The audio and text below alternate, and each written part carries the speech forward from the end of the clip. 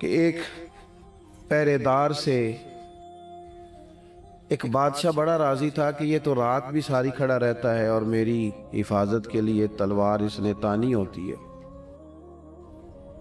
بادشاہ بڑا اس سے خوش تھا، انعام و اکرام دینا چاہتا تھا اور دیتا بھی تھا، لیکن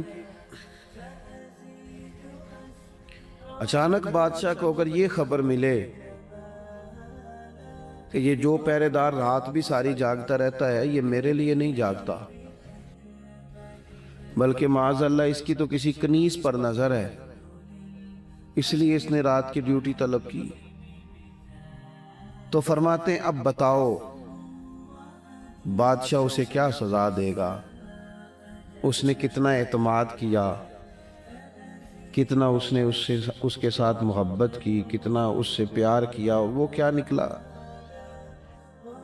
ہمارا بھی یہ معاملہ ہوتا ہے کہ ہم اگر کسی شخص پر بڑا اعتماد کرتے ہیں، اس سے بڑی محبت کرتے ہیں، لیکن اگر ہمارا اعتماد ٹوٹتا ہے ہمیں تکلیف ہوتی ہے۔ نبی پاک علیہ الصلوۃ والسلام نے فرمایا سب سے بڑی زیادتی یہ ہے تمہارا اپنے بھائی کے ساتھ ظلم، یہ ہے کہ تم اس کے ساتھ کسی معاملے میں جھوٹ بول رہے ہو اور وہ تمہیں سچا سمجھ رہا ہو، یہ بڑا جھوٹ ہے تمہارا۔ مخلص زندگی جو ہوتی ہے نا، اخلاص والی، وہ قابل قبول ہوتی ہے۔ اپنی زندگی سے ہر قسم کے تصنع کو ہٹائیں، ہر قسم کی بناوٹ کو ہٹائیں، ہر قسم کی جو ظاہری زیب و زینت ہے، جو ملمہ سازی ہے، اس کو دور کریں۔ دینی کام بھی اگر اللہ کی رضا کے لیے نہ کیا جائے تو وہ دنیا بن جاتا ہے، اور اگر بظاہر وہ کام دنیا کا ہو لیکن کیا رب رسول کی رضا کے لیے جائے، اللہ رسول کی رضا کے لیے۔ دیکھیں نا، ایک آدمی تجارت کر رہا ہے، بظاہر تو وہ کاروبار کر رہا ہے، پیسے کما رہا ہے، بظاہر تو وہ کام کر رہا ہے جس کو عام مفہوم میں لوگ دنیا داری کرنا کہتے ہیں، لیکن حضور علیہ السلام نے فرمایا جو سچا تاجر ہوگا نا، سچا تاجر، اللہ قیامت کے دن اسے نبیوں کے ساتھ جگہ عطا فرمائے گا۔ وہ تجارت کر رہا ہے پر کر سچائی کے ساتھ رہا ہے، لوگوں کو صحیح چیز دے رہا ہے، تو اللہ تعالیٰ اسے، کوئی اور رستہ نہیں ہے عورتوں کے گزرنے کی، گلی کوئی اور نہیں ہے،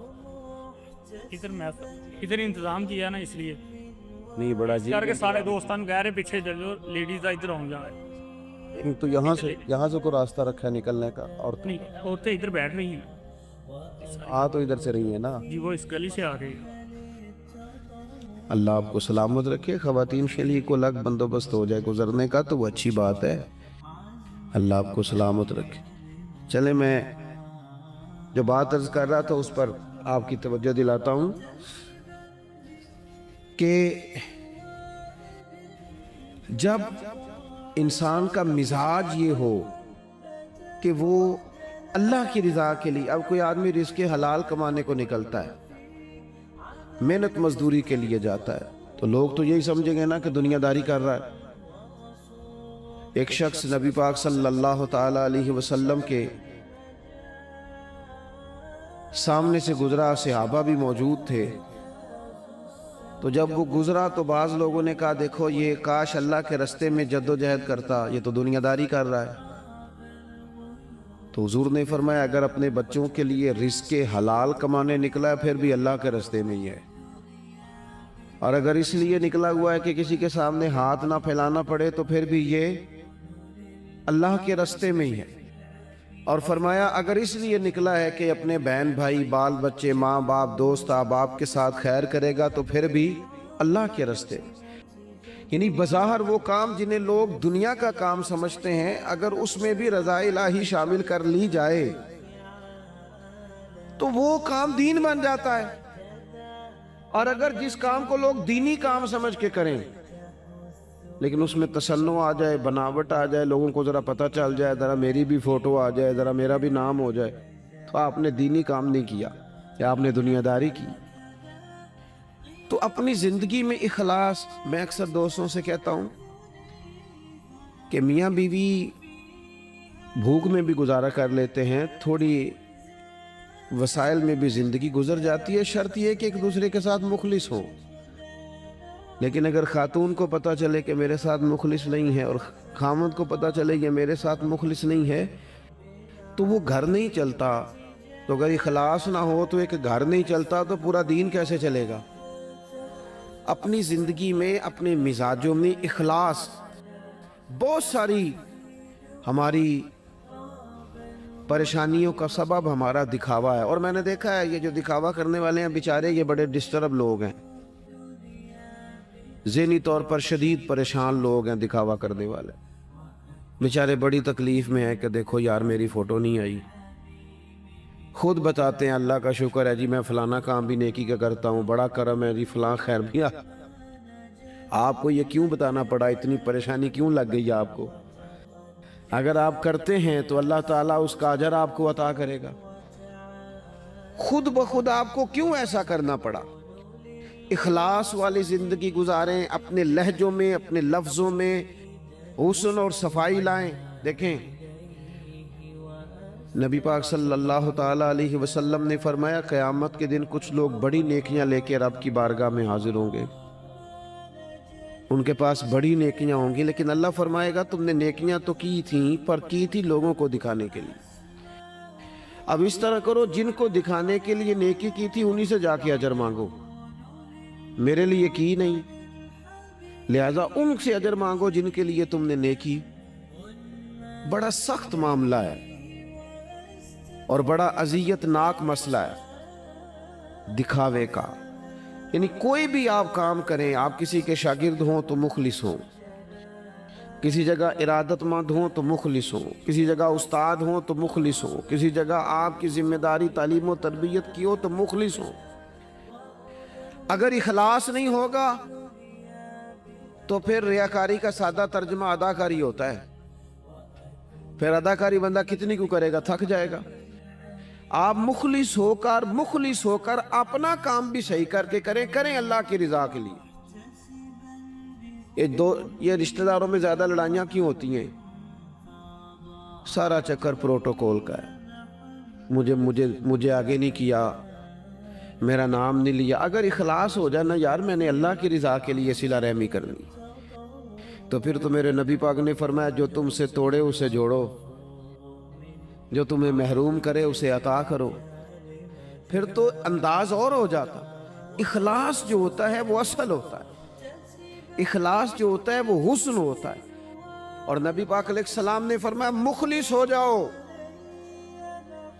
खालिस हो जाओ अल्लाह की रजा के लिए, तुम्हारा थोड़ा अमल भी तुम्हें किफायत कर जाएगा, थोड़ा अमल भी तुम्हारे लिए ज्यादा हो जाएगा। मुखलिस हो जाओ, थोड़ा अमल भी फायदा देगा। लेकिन अगर इखलास नहीं तो फिर तो इंसानी जिंदगी इंतहाई कठिन हो जाती है, वक्त गुजारना मुश्किल हो जाता है। मुखलिस है ना जो बंदा, तो वो सादा भी है, जो मुखलिस है वो छुपा हुआ भी है। और हुजूर ने फरमाया उसे मुबारक हो जिसे थोड़े लोग जानते हैं। वो बंदा वैसे ही इनफिरादी हो जाता है। इखलास अपनी ज़िंदगी में, अपने मामलात में, अपनी रूटीन में, इसको मैंने ऐसे लोगों को देखा जो टीचर हैं किसी इदारे में, खुद पता चल जाता है उन्हें कि यार ये बच्चा कमज़ोर है, गरीब है, इसके माँ बाप ज़्यादा अखराजात कबूल नहीं कर सकते, उठा नहीं सकते। तो मैंने देखा है कि वो उस्ताद सब अपनी जेब से उसका खर्चा दे रहे होते हैं। ये इखलास है। अगर मुखलिस हो जाएं, मुंतज़ीन, मुआविनीन, तो बहुत सारे बच्चे जो तालीम से रह जाते हैं वो ना रहें, वो पढ़ जाएं।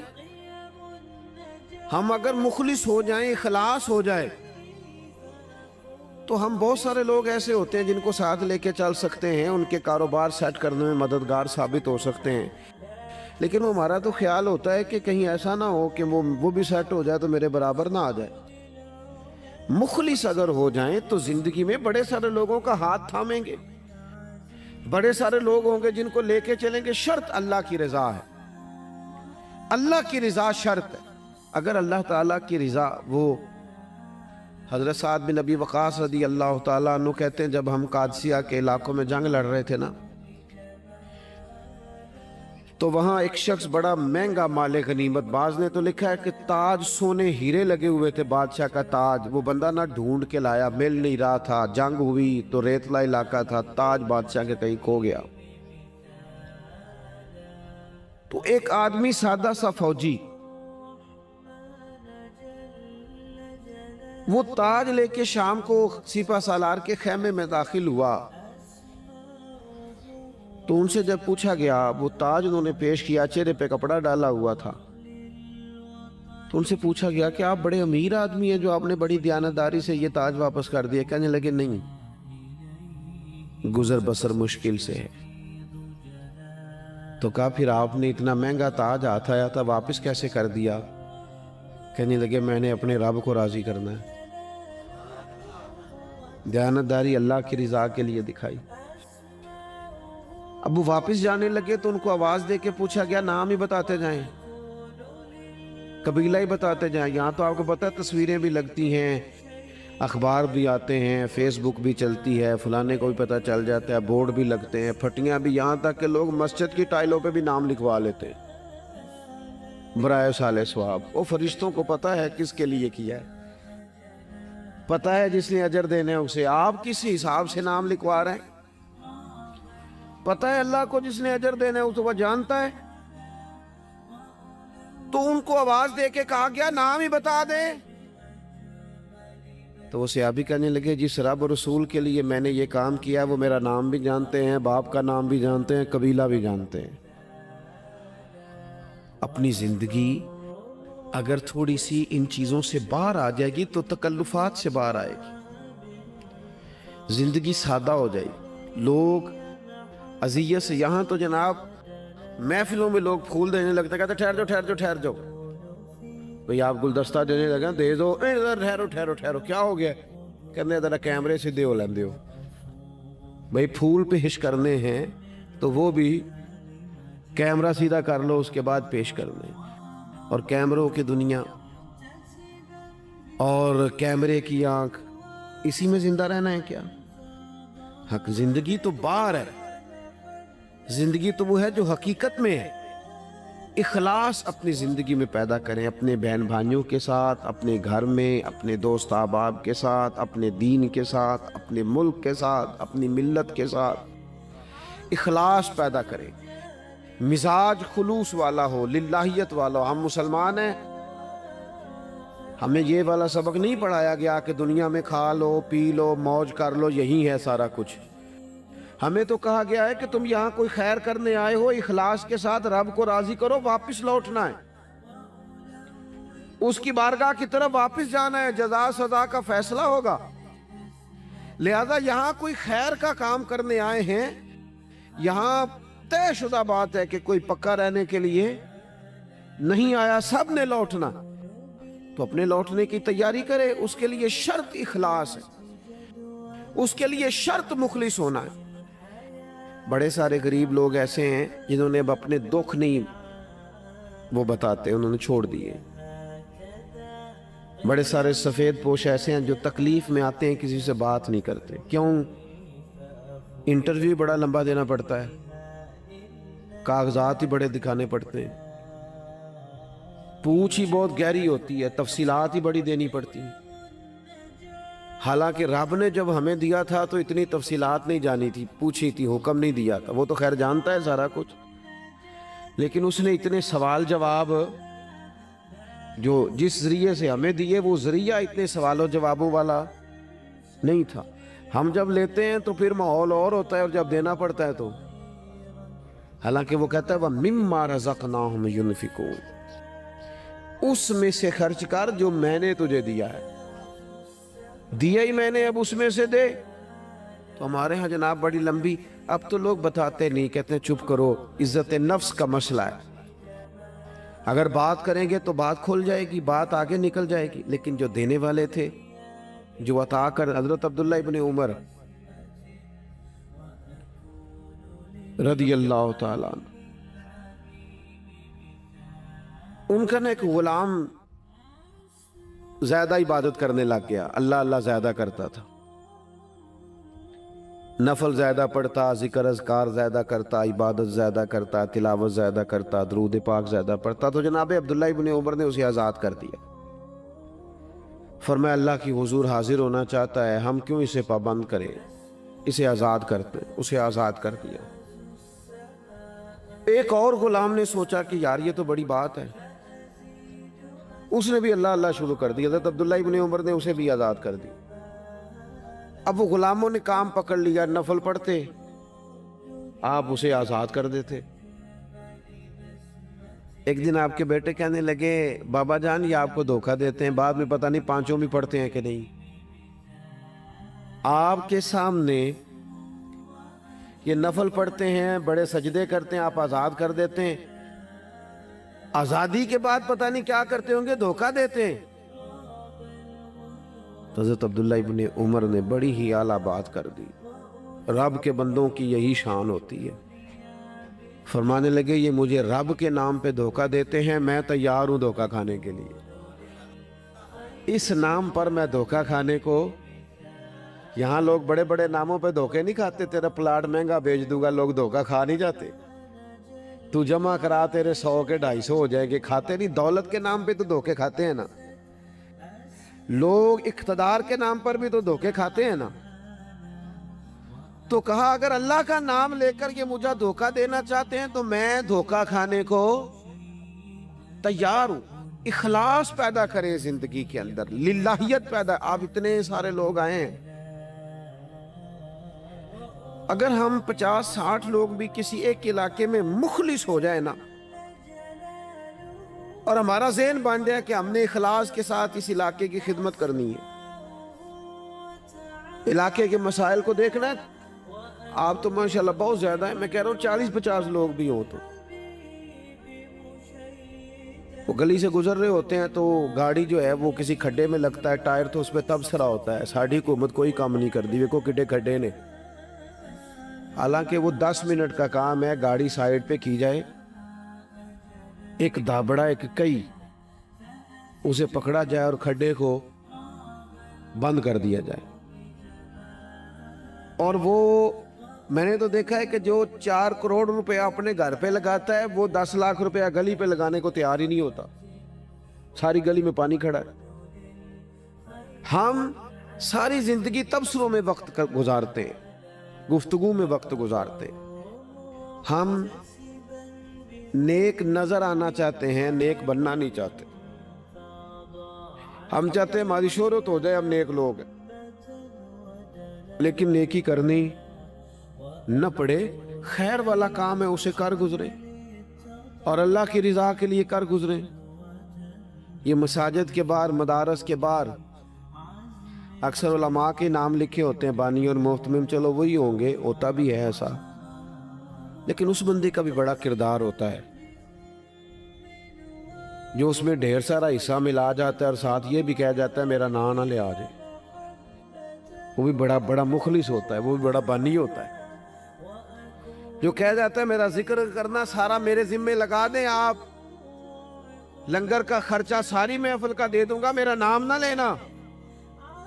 इससे दिल ठंडा रहता है, इससे तबीयत ठंडी रहती है। लेकिन अगर फोन पहले ही चल पड़े, मैं आ रहा हूं, मैं क्या कर रहा हूं, और जनाब देखना मैं इनकलाब बर्पा कर दूंगा, तो भाई आप गरज रहे हैं, बरसने की उम्मीद जरा थोड़ी है।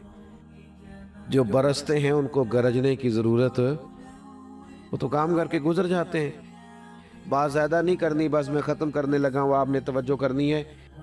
अपनी ज़िंदगी जब इखलास वाली होती है ना, तो मुखलिस, ये कैसे हो सकता है कि आप किसी के साथ मुखलिस ना हो और फिर आप दावा करें वो मुखलिस हो जाए? ये कैसे हो सकता है? आप पहले मुखलिस बने, फिर बाकी लोग भी आपके साथ मुखलिस हो जाएंगे। हम चाहते हैं सारी दुनिया मेरे साथ मुखलिस रहे।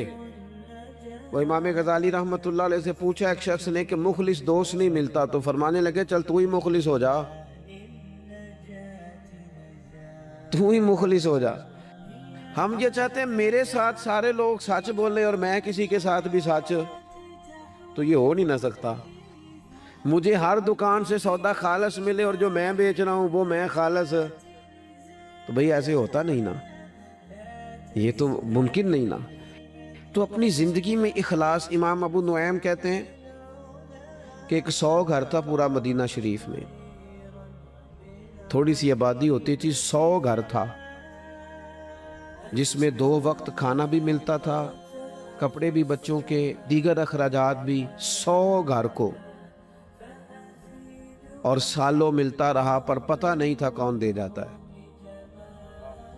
سالوں وہ کھانا پانی بچوں کے خرچے آتے رہے پر پتہ نہیں تھا دے کے کون جاتا ہے۔ پھر اچانک ایک دن ایسا آیا کہ وہ کھانا بھی آنا بند ہوا، وہ ساری چیزیں بند ہوئی، لوگ پریشان ہوئے، ڈسٹرب ہوئے، تکلیف بڑھی، ایک دوسرے سے پوچھنے لگے تیرے گھر بھی نہیں آ رہا؟ اس نے کہا نہیں آ رہا۔ تیرے گھر 100 تو گھر تھا۔ پھر کہا پتہ کرو کب سے نہیں آ رہا، تو پتہ چلا 18 محرم سے میرے گھر نہیں آیا لنگر۔ 18 گھر سے وہ کہنے لگا 18 محرم سے میرے گھر بھی نہیں آیا۔ وہ جب غریبوں نے تاریخیں ملائیں 100 گھروں نے، تو 18 محرم سے ہی لنگر بند ہوا۔ پتہ کرو 18 محرم کو کیا ہوا، تو پتہ چلا 18 محرم کو امام زین العابدین کا انتقال ہوا۔ 18 محرم کو امام صاحب کا وصال ہوا۔ وہ 100 گھروں میں کھانا پہنچاتے تھے، خرچہ اٹھاتے تھے، چہرے پہ کپڑا پہن کے رکھتے تھے، کوئی پوچھتا آپ کون ہے تو ناراض ہو جاتے تھے۔ انہوں نے خدمت کی اخلاص سے، لیکن پھر حالت یہ ہو گئی کہ لوگ ان کو جانتے تھے، یاد کرتے تھے، ان کے لیے روتے تھے۔ اپنی زندگی اخلاص والی کریں، اس میں للہیت پیدا کریں۔ آپ تھوڑا کام کریں لیکن ریاکاری سے، تصنع سے۔ میں تو دیکھتا ہوں، بڑی مہربانی جی بات سنیں، کیا مسئلہ ہو گیا؟ اطمینان سے سارے دوست تشریف، اللہ آپ کو لمبی زندگی صحت والی دے۔ میں تو دیکھتا ہوں لوگ اپنے والدین کو حج پہ بھیج کے لوگوں کو بتاتے ہیں میں نے بھیجا ابا جی کو حج پہ، تو ابا جی آپ کہتے بھائی جان آپ نے بھیجنا تھا۔ اب یہ بتانے کی کوئی ضرورت ہے؟ فلاں کے ساتھ میں نے نیکی کی، بھئی اگر آپ اتنے پریشان تھے تو پھر نہ کرتے۔ یہ چیزیں آزمائش میں ڈال دیتی ہیں، اپنے تکلیف میں آ جاتے ہیں، یار یہ نام لے رہا ہے۔ وہ ہمارے ایک جگہ ختم شریف تھا، تو میں ایک جگہ حاضر ہوا اصالہ ثواب کی تقریب میں، تو وہ کہنے لگے یہ آپ نے جب دعا مانگنی ہے نا ختم شریف پہ، تو یہ بھی بتانا ہے کہ 50,000 روپے ہم نے مسجد میں دیا ہے، اور یہ اتنا اتنا کچھ جو ہے وہ ہم نے اور بھی خدمات کی ہیں، یہ والد صاحب کے لیے نا ذرا بول دیجئے گا۔ تو میں نے انہیں کہا ٹھیک ہے، دعا مانگ دی، میں نے کہا جو پڑھا پڑھایا ہے۔ وہ بعد میں مجھ سے کہنے لگے آپ نے بتایا نہیں۔ میں کہا کنوں دسنا سارے؟ کہنے لگے وہ ذرا، میں نے کہا خدا کے بندے ابا جی کیا دے گئے آپ کو زندگی پوری میں؟ کہنے لگے بڑا کچھ۔ تو میں نے کہا انہوں نے بھی مسجد اعلان کرایا تھا کہ میں بچوں کو زمین دے کے جا رہا ہوں، گھر دے کے جا رہا ہوں، دکان اعلان کرایا تھا؟ کہنے لگے نہیں۔ تو میں نے کہا تو 50,000 دے کے اعلان کراتا پھرتا ہے، کیا مطلب چکر میں پڑ گئے؟ اس سے تو کوفت پیدا ہوتی ہے۔ اپنی زندگی اخلاص والی کرنی ہے، اس میں للہیت پیدا کرنی ہے، اور کوشش کریں کہ عمل ضرور کوئی نہ کوئی کریں۔ 3 باتیں میں نے آپ سے کرنی ہیں آخر میں، اور ان پر آپ نے عمل کرنا ہے، کریں گے انشاءاللہ تعالی۔ ایک تو کچھ نفل نماز گھر میں پڑھا کریں، یہ ضروری ہے گھر کے ماحول کو درست رکھنے کے لیے۔ 10 نفل، 8 نفل، 6 نفل، کچھ نہ کچھ نفل نماز گھر میں ضرور ادا کریں، اس سے گھر میں برکت بھی ہوگی۔ اور حضور نے فرمایا اپنے گھر کو قبرستان نہ بناؤ، کچھ نماز گھر میں بھی پڑھا کرو۔ دوسرا، کچھ قرآن مجید کی تلاوت گھر میں ضرور کرنی ہے، یہ اپنا ذوق بنائیں۔ بچوں کو بار بار کہنے سے نہ کہ قرآن پڑھو تو وہ کوئی نہیں پڑھتے، آپ کھول لیں انشاءاللہ وہ بھی پڑھیں گے، آپ پڑھیں وہ بھی پڑھیں گے۔ اور تیسری بات یہ کہ گھر میں نا میرے نبی پاک علیہ السلام کا ذکر ضرور کرے، روز حضور کی سیرت کی کوئی بات سنا دے، کوئی حدیث پاک سنا دے۔ کچھ نہ ہو سکے تو بچوں سے کہیں پتر کوئی نعت شریف تو سنا تھوڑی سی، اپنے بچوں سے۔ اپنے گھر میں ذکر رسول کا مزاج بنائیں، اپنی طبیعت میں حضور کے تذکروں کو پیدا کریں ماحول میں. نتیجہ کیا ہوگا؟ اس کا نتیجہ یہ ہوگا کہ ہمارے گھروں میں راحت آئے گی، گھروں میں سکون ہوگا، گھر کے اندر للہیت پیدا ہوگی. گھر کے ماحول میں آپ دیکھیں گے کہ ایک الگ سے خوبصورتی پیدا ہو گئی ہے. اپنی زندگی میں بہت سارا اخلاص پیدا کریں، بہت ساری للہیت. کوئی بھی خیر کا کام کریں تو تصنع سے، بناوٹ سے، ریاکاری سے اپنے آپ کو بچائیں. میرے رسول پاک صلی اللہ علیہ وسلم نے لوگوں کو خالص کر دیا، اتنا خالص کر دیا، اتنا خالص کر دیا کہ مکے سے جب ہجرت کر کے لوگ مدینے آئے تو مدینے والوں نے آدھی جائیدادیں بانٹ کے دے دی. سگے بھائی کو نہیں دی جا سکتی. لوگ لڑائیاں کرتے ہیں، کارنر والی جگہ میری تو فلانی میری. انہوں نے کیوں دے دی؟ وہ مخلص بڑے تھے، ان میں للہیت، اور انہیں دے کے تکلیف کوئی نہیں ہوئی، انہیں دے کے راحت ہوئی، انہیں سکون ملا، ان کے دل ٹھنڈے ہوئے. کیوں؟ کہ وہ مخلص تھے. اللہ کی بارگاہ میں دعا کرتا ہوں، کچھ دنوں سے طبیعت ٹھیک نہیں ہے، خیال تھا کہ وعدے کیے ہوئے ہیں تو یہ سارے پورے کر دیے جائیں، اس لیے کچھ بات آپ سے ہو گئی. اللہ تعالیٰ آپ کو بہت سا صلہ عطا کرے اور بندوبست کرنے والوں، کوشش کرنے والوں کو اللہ بہتر جزا عطا کرے. وما علینا الا البلاغ المبین.